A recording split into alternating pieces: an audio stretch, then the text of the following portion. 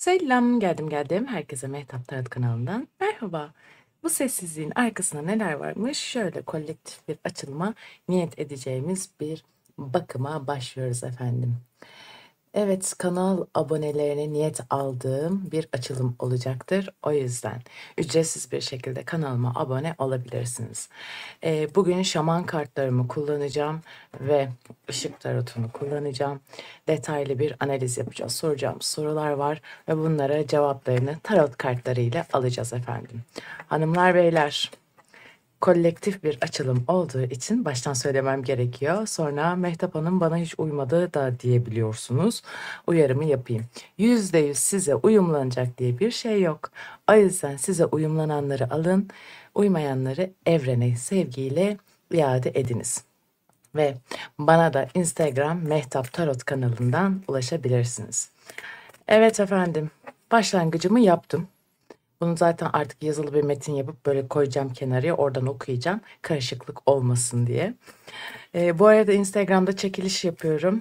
İlişki açılımı Instagram'dan sesli arama yapacağım. Duru Görü ilişki açılımı detaylı 3 soruda hediye ediyorum. Yani Instagram'dan hem beni takip edip hem de isterseniz ilişki açılımına çekilişe katılıp hak kazanabilirsiniz. Çaylarınız, kahveleriniz hazırsa başlayalım bakalım şu an iç dünyasında neler varmış. Bize bir anlatsın, dökülsün. Evli olman, nişanlı olman ya da yasak aşk yaşıyor olman hiç önemli değil. Bu video alman gereken mesaj neyse onu sana iletecek, karşına çıkartacak, merak etme. Çünkü tesadüf diye bir şey yok. Ben inanmıyorum tesadüf hayatım. O yüzden şu an güzelce ne odaklanmanı istiyorum. Senin adına ben niyet alıyorum. Haydi bakalım neler varmış şu an iç dünyasında, neler var. Para kraliçesi, asa ikilisi, para dörtlüsü. Doyduk paralara, doyduk paralara. Evet, şu an böyle sanki iç dünyasında bir çığlık var. Para diyor, başka bir şey demiyor. Yani maddiyatla fazla sanki sorumluluğum var. Fazla üzerime geliniyor bir gibi durum var. Birazcık da para dörtlüsünde de biliyorsunuz işte bir güvenlik istiyor. Ama asa ikilisi diyor ki benim plan projelerim de vardı aslında. Ama şu an bir sessizlik içinde olmasının temelinde diyor evet, senin yanımda olmanı istiyordum. Lakin şu an bu şekilde ilerlemesi benim de canımı acıtıyor diyor. Alt notalarda ne var? Aşağı dünya, biraz karanlık, sihir ve hayalet dünyası. Gayet uyumlu kartlar gönderdi. Şimdi bu kişinin dışarıdan böyle çok dingin, çok huzurlu, harika bir enerjisi varmış gibi gelebilir hayatım. Ama nedir? Dediğim gibi biraz aileci bir yapısı var. Nerede benim güzel, ne denir buna? Aslında bu bir saç tokası da. Kalem diyelim basitçe. Şimdi dışarıdan çok dingin, her şey yolundaymış gibi, hiçbir şeyi umursamıyormuş gibi görünse de içinde fırtınalar kopuyor hayatım. Dediğim gibi aşağı dünya birazcık karanlık olduğu için neyi var? Sesi bu yüzden dolayı çıkmıyor. Sessiz bir çığlık gibi, hayalet dünyası, hayatında bir var bir yok gibi. Kendini boşlukta hissediyor ama bunun bir arayış olduğunu biliyor. Yani gelse de asa ikilisinin altına sanki hayatıma dokunsa, güzel bir hale getirse, şu an çok büyük bir boşlukta hissediyor kendisini.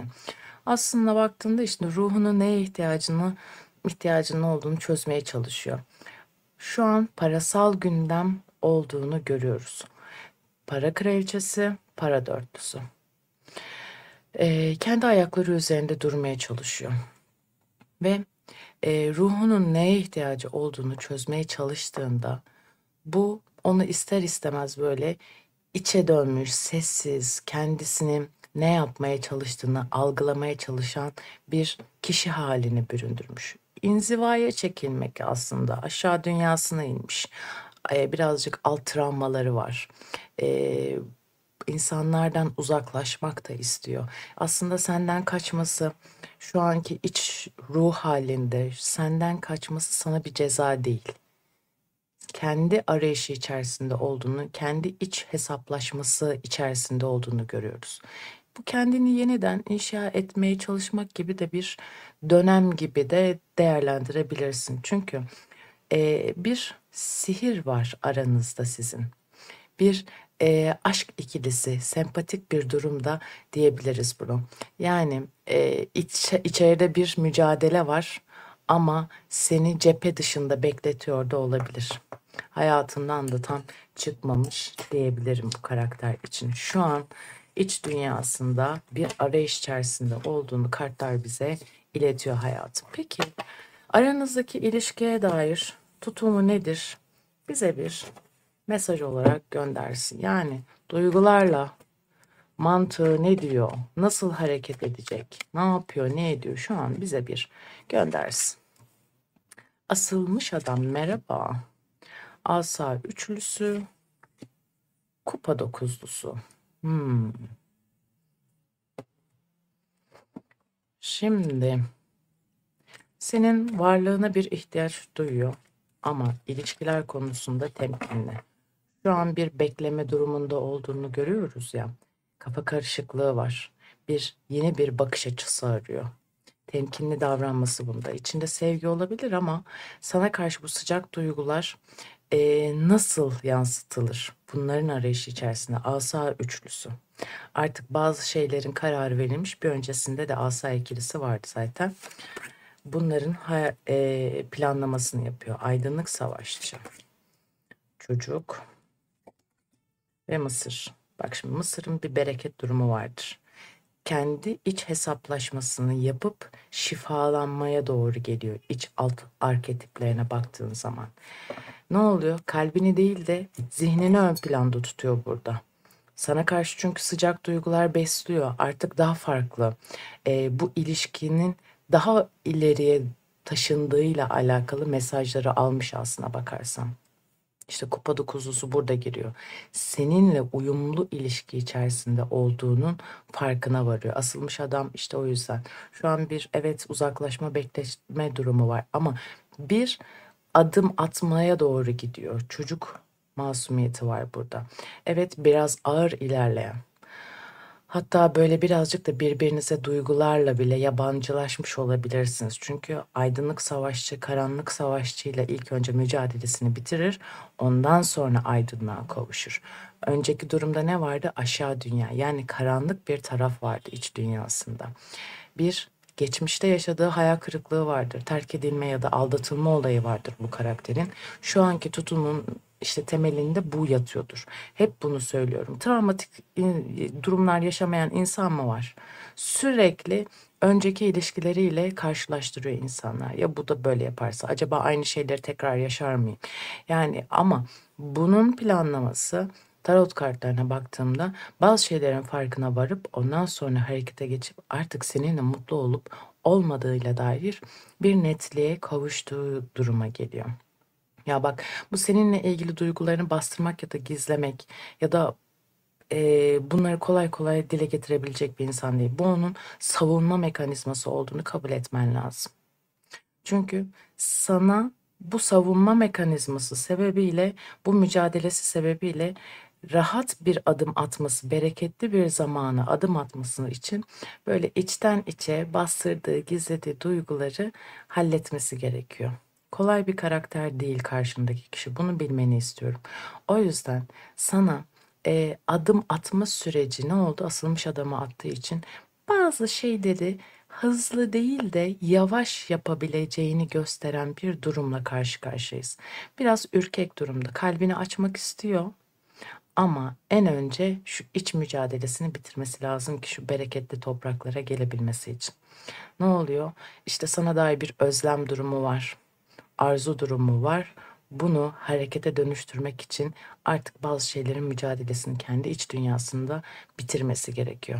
Ha tamam, sıcak duygular dediğim gibi besliyor. Masum duygular besliyor ve bir çocuk da kolay olmuyor farkındaysan. Bir 9 ay bunun beklemesi gerekiyor. 9'u vaat edemiyorum ama iç dünyasında işte o karanlıkla aydınlığın mücadelesi bittikten sonra bir bekleme süreci oluyor. Tıpkı asılmış adamdaki gibi. Ondan sonra bereketli topraklara geliyor ve seninle uyumunun farkına varıyor. İşte bastırmasının sebebi, duygularını gizlemesinin temelinin bunun bir savunma mekanizması olduğunu unutma. Çok temkinli davranıyor bu karakter. Buna göre planlamaları ön planda tutuyor hayatında. Yani aklı mı kalbi mi dediğinde şu an diyor ki ben mantığımla hareket etmenin daha doğru olacağını düşünüyorum diyor hayatım.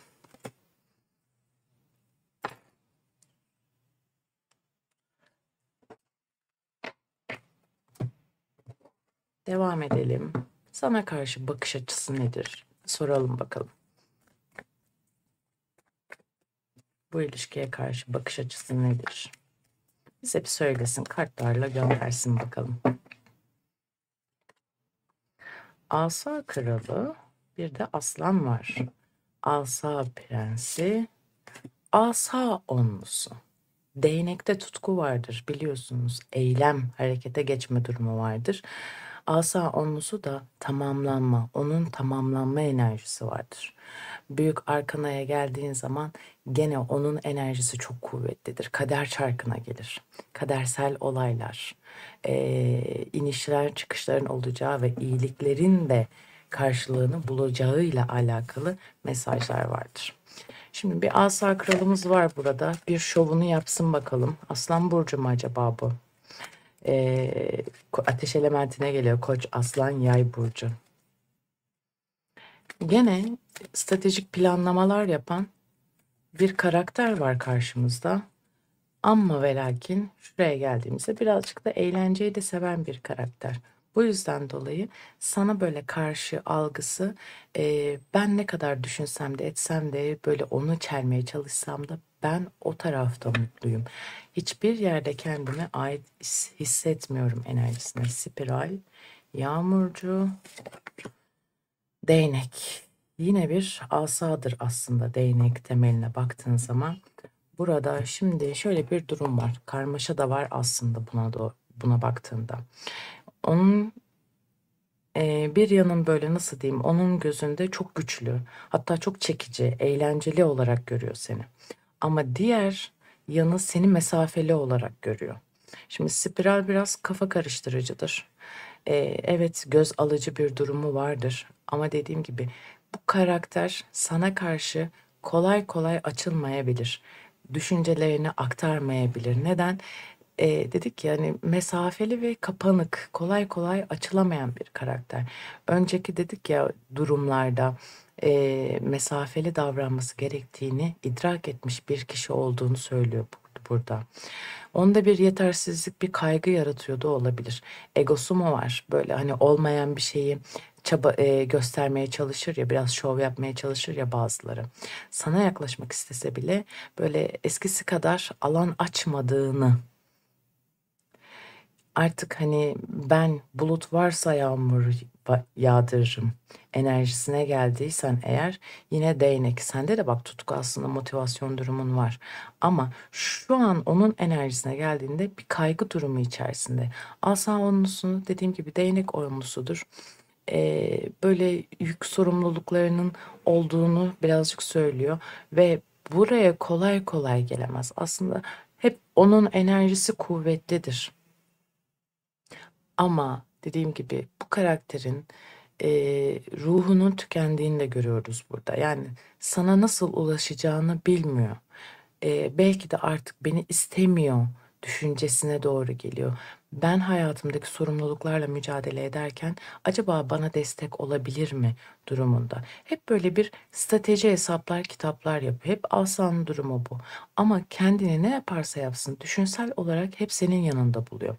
Bu da işte bu kaygılar, yetersizlik durumları vesaire, dedik ya işte, yani iç dünyasında bir ürkme durumu var. Bu da değnek durumu, senin de dediğim gibi ona tutkun olduğunu bilse de etse de sanki arada bir dikenli tel var. Onu aşamayacak gibi düşünüyor ama yine de duygusal olarak enerjin senin onu çok etkilediğini söyleyebilirim. Şu an şöyle söyleyeyim. Bir tedirginlik var iç dünyasında. Stratejik hesaplar yapıyor dedik ya. Bu yüzden dolayı da birazcık güzel zamanların gelmesini bekliyor bu karakter diyebilirim hayatım. Yani sana karşı biraz temkinli gidiyor, lakin bunu yapması gerekiyor.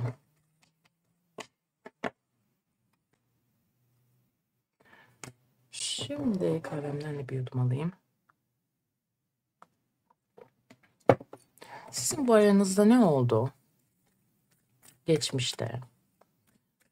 Neden bu zihninde böyle bir blokaj olmuş? Bir onu soralım bakalım. Gelsin anlatsın bize. Sizin aranızda geçmişle bağ, böyle anılarda ne blokaj yaşadınız da böyle bir duruma geldi? Kılıç Prensi, Para Şövalyesi, Kılıç Yedilisi. Bir gerçeklerin ortaya çıkması, gizli maskelerin düştüğü bir durum mu yaşadınız? Mevzu temelde para mıydı?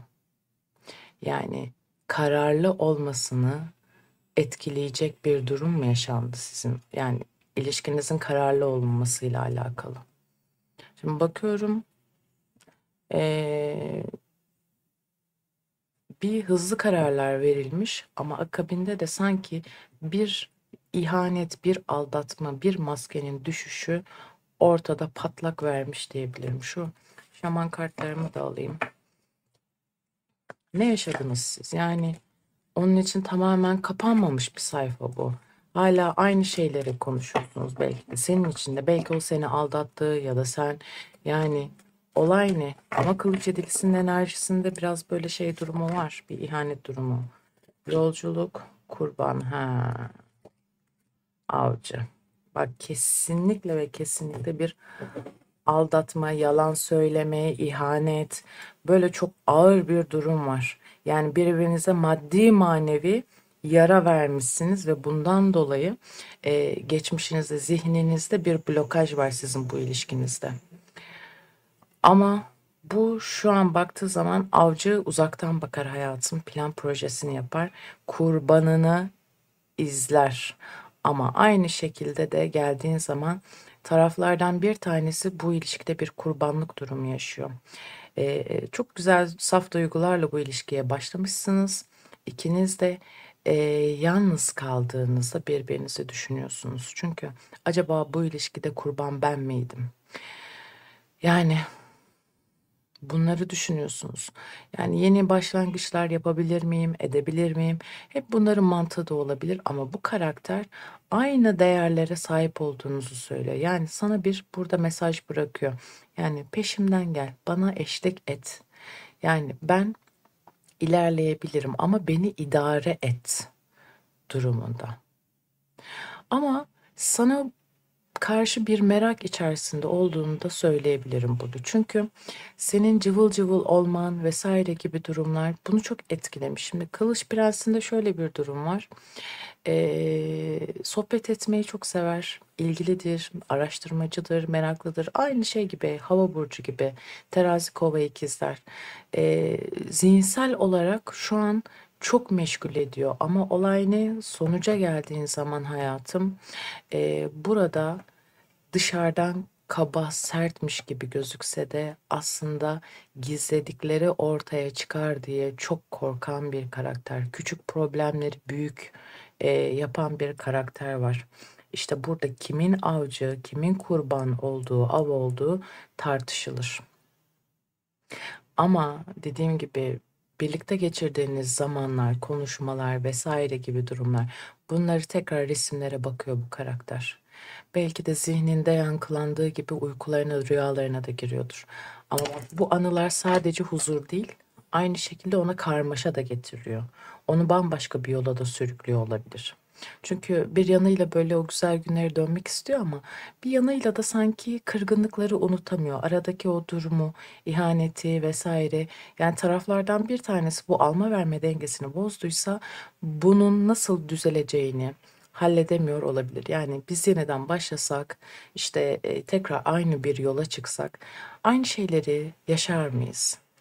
Geçmişte böyle güzel şeyler yaşanmış ama içinde sanki bu yükü taşıyormuş, bu yükü bırakmadan ilerlemeye zorlanıyormuş gibi. Belki dedikodular var, belki işte iftiralar var bu ilişkide ama şu karga ağzını kapatmıyor kardeşim. Açmış o ağzını. Yani onun da bir gerçek yüzü ortaya çıkıyor. Yani şimdi burada da bir ayımız var. Ayda kafa karışıklığı demek biliyorsun.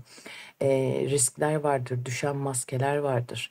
Bazı şeyler vardır, yapmacıklıklar vardır. Birbirinize karşı burada bir netlik oluşturmadığınızı söylüyor. Yani geçmişte sizin ağır bir travmatik durum yaşadığınızı kartlar bize iletiyor hayatım.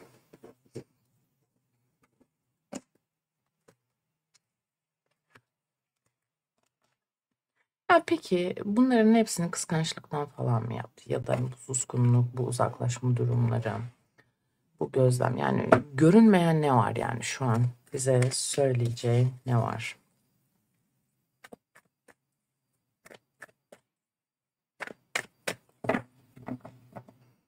Karşımıza çıkacak mı, diyelim mi? Güç kartı. Yıkılan kule, baş rahibe. Yani büyük arkanadan gönderdi. Ben şu an çıkıp çıkmayacağımı ona hesap ediyorum dersen, güç kartının bir gizliliğe artık gerek yok. Problem varsa düzeltmeye cesareti olduğunu daha önceden söylüyor. Ama ani yaşanan bir durum var sizin aranızda. O yüzden gizlerin saklanmaması gerektiği, artık her şeyin açık açık konuşulması gerektiğini söylüyor başrahibe. Başrahibenin şöyle bir durum vardır, birazcık da kadın etkileri vardır. Bu ilişkide kadın tarafından eee, nasıl diyeyim, problem yaşanılabileceğini söylüyor. Yaşandığını da söylüyor olabilir. Yani görünürde yok, ilgisiz durabilir ama bu karakter seni uzaktan uzaktan izliyor hayatım. Sosyal medyadan olabilir. Veyahut da sizin dediğim gibi bir resimleriniz vardır, videolarınız vardır. Bir yerde denk geliyordur. Zaman ustası. Wow. Jaguar ve kahin. Hmm. Bu kişi olgun bir karakter. Onu önce bir söyleyelim. Şimdi zaman ustası, bu usta olman için senin artık belli bir aşamaya gelmen lazım. Jogar gibi etkili olman için de karda yürüyüp izini belli etmeyen bir karakter olması lazım. Kahinse sezgileri yüksek bir insan olması gerekiyor. Yani bir nevi şey gibi, kendi kararlarını alan, çevresine hakimiyet kurabilen, güçlü bir karakter olduğunu söyleyebilirim. Şimdi geldiğimizde bu kişi böyle bir kendi hayatının tecrübelerinden dolayı böyle bir aşamaya geldiyse bu kişi kıskanıyor. Ama senin karşına kolay kolay çıkabilecek durumda değil. Ne yapacağını, ne edeceğini senin o kadar çok iyi biliyor ki, bak, hem gücümüz var burada hem de zaman ustamız var. Burada karakter sana böyle bambaşka bir yüzünü göstermiş. Ama aranızda yaşadığınız ani bir durumdan dolayı kendini geri planda çekmiş. Dediğim gibi burada bir jaguar avını ne yapar, yine bir inceler. Ama çok güçlüdür, fark edilmez. Yani dediğim gibi sosyal medyadan takip ediyordur. Ruhu hala seni özlüyor ama bir gurur durumu var burada. Kahin gibi, baş rahibe gibi kartlar o kadar birbirleriyle uyumlu geldi ki aslında. Senin başkasıyla beraber olup olamayacağını şu an hesap ediyor. Aslında dediğim gibi bir kıskançlık durumu var. Seni uzaktan izliyor. Adım atar mı atmaz mı şu an bir bekleme enerjisinde, onu söyleyeyim. Kaybetme korkusu var. Hep böyle sanki dualar ediyor. Sanki böyle cesaretini toplamaya çalışıyor ama seni uzaktan uzaktan sevmeyi, sahiplenmeyi tercih ediyor. Şu an kahin, baş rahibe, güç, jaguar, yıkılan kule, zaman ustası. Yıkılan kuleyi şöyle bir ayrı koyduğum zaman şu 5 kart birbirleriyle o kadar uyumlu ki şu an senin karşına çıkabilecek durumda değil. Ama müthiş derecede bir kıskançlık var. Seni özlüyor ama gururundan dolayı da şu an bir adım atmıyor. İçten içe onu yiyip bitiriyor. Öyle düşün hayatım. Ama müthiş bir sahiplenme durumu var. Kahin ve zaman ustası senin ne yapacağını çok iyi biliyor, analiz ediyor hayatım. Senin kim olduğunu çok iyi biliyor. Yani bu kişiyle eğer toksit bir ilişki yaşıyorsan, yani ayrıl barış bir ilişki yaşıyorsan, sebebi de aslında bu diyebilirim hayatım. Şimdi gelelim geleceğe dair bir düşüncesi, adımı var mı bunun? Hemen kartlara soralım. Ne diyecek bize? Ölüm ve bitiş, sihirbaz, münzevi, yani ermiş kart. Bak şimdi gene ikidir büyük arkanadan gönderiyor. Bu ölüm ve bitiş, diğer kartları da alayım, yorumlayayım. Ölüm ve bitiş yeni bir başlangıçtır. Üzüntüler biter, iyi günler başlar. Sihirbaza geldiğin zaman bu adım atacak durumunda. Çünkü iletişimi çok sever büyücü. Bundan dolayı da özgüveni de çok sever. Kendi iç dünyasını keşfetmiş bir karakterdir. Ve Münzevi de şu an keşiş olarak da bilinir. Kendini ruhen yalnız hissettiği, içe kapandığıyla alakalı bir mesaj var. Şimdi şaman kartlarımızı alalım. O geleceğe dair duruşu, işte zamanın nasıl yönetileceğiyle alakalı bir açılım alalım. Sinek kuşu vermek, gök gürültüsü. Oo. Bak, bu geldi mi büyük gelir he. Çünkü çok küçük şeylerin büyük şeylere sebep olduğunu. Ve arı kuşu çok mucizevi bir kuştur. Sinek kuşu, arı kuşu diye de geçer aynı zamanda. Yani havada kalmak için saniyede acaba ne kadar çok kanat çıkması gerektiğini bir bilseniz hayretler edersiniz. O yüzden bu verdiğim emek benim için çok önemli diyor. Bak, basit bir karakter yok. Umut var sana karşı ama şu an bir arınma sürecinde olduğunu söyleyebilirim. Belki birbirinizden uzaksınız, onu söyleyeyim. Belki engeller durumu olabilir ama zamanın ona rehberlik etmesini bekliyor. Anlatabiliyor muyum? Yani eğer olması gerekiyorsa bir gün zaten yollarımız kesişir durumunda. Şu an enerjisi aslında birazcık da bekleme, ermiş kartın çıkması o. Şu an hesap kitap yapıyor ve gök gürültüsü. Birazcık daha bu kişinin nasıl diyeyim, gök gürültüsünden sonra bir patlama, bir bereket, yağmur durumu vesaire gibi olur. Ama gök gürültüsü herkesi korkutur. Ay, hatta internette görmüştüm, bir tane sincapın yuvasına kamera koymuşlar. Gök gürültüsünden birdenbire uykusundan fırlıyor, böyle kalbini tutuyor. Yani ani ve beklenmedik şeyler herkesi çok korkutur. O yüzden şu anki plan projelerine baktığımızda yine nedense kolektifin enerjisinde karşı taraflarda çok çekingen, gene prenses erilleri mi buldunuz acaba? Durağan bir enerji var. Yani bir duruma teslimiyet durumunda. Mevcut durumu hem ne kadar çözümlemek istese de bir kaçış enerjisinde olduğunu görüyoruz. Çünkü kendine ve sana dair kararları ertelemek onu bu sorumluluktan uzak tutuyor. Sihirbaz, evet, iletişim kuracağı, bu iletişimi sana vereceği ve bunu hiç beklemediğin bir anda olacağını bize aslında söylüyor alt notalarda. Ama bu kaçış şu an bir erteleme durumu. Çabalıyor, kendi içinde çabalıyor. Belki birisiyle bir ilişkisi var, onu bitirmesi gerekiyor. Veyahut da seninle alakalı ilişkinin bir netliğe kavuşması gerektiğini şey yapıyor. Ama seni tamamen yok saymıyor. Seni tamamen engellemiyor. Sadece olanları askıya alıyor. Zamanla netleşeceğini düşünüyor. Bu ermiş kartı ondan geliyor. Yani onun karar almaktan çekinen yönünü ortaya koyan kartlar geldi. Bunu neticelendirecek ama ne kadar dersen, şöyle söyleyeyim. Enerjisel olarak baktığında dokuzlu vadeler çok yüksek. Şimdi kendi iç dünyasının hesaplaşmasını bitiriyor. Kendi duyguları bir netleşsin, berraklaşsın diye sanki kendiyle savaşı hala sürüyor.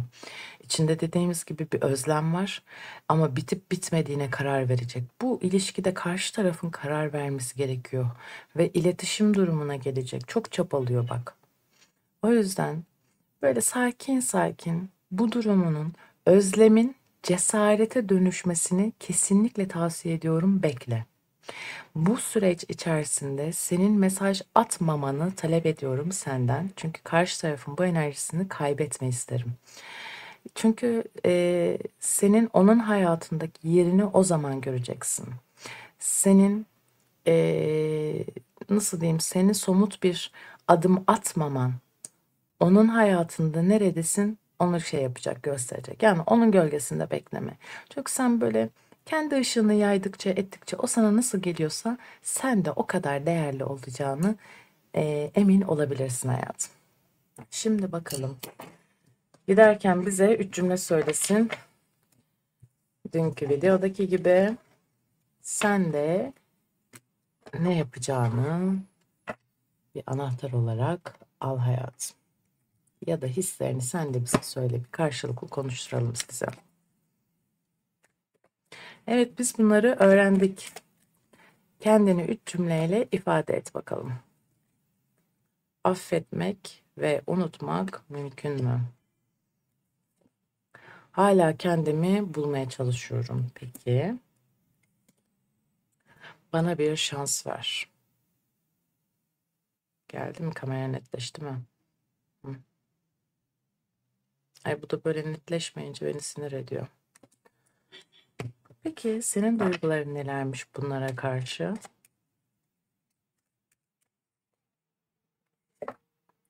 Keder ve elem içerisindeyim Mehtapçım. Ben de iletişim kurmak istiyorum. Ama yalanları ne yapacağız diyorsun.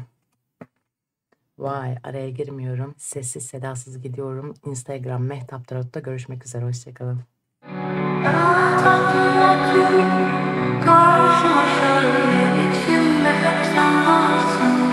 Sensiz oluyor bak kapatmışsın.